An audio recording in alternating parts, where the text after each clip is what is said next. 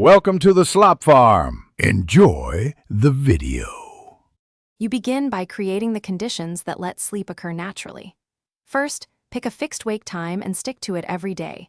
This anchors your circadian rhythm. Next, lower bedroom temperature to roughly 16-19 degrees C and cut bright light an hour to 90 minutes before bed to signal melatonin.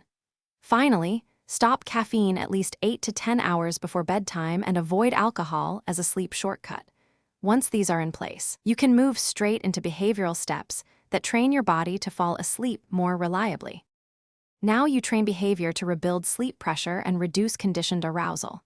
Use stimulus control, reserve the bed for sleep and sex only, and if you're still awake after 20 minutes, get up and do a quiet, low-light activity until tired.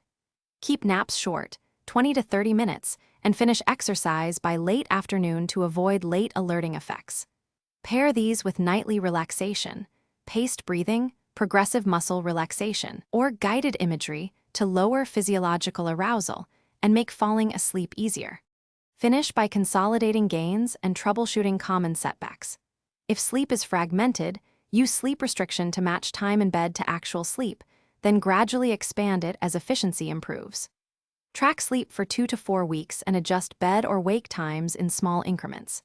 If you find yourself awake more than 20 minutes, get out of bed and do a calm activity under low light until sleepy. Make sure to avoid screens. If problems persist beyond 3 months or severely impair daytime function, consult a clinician for evaluation. Thanks for watching. Consider subscribing if we helped you today.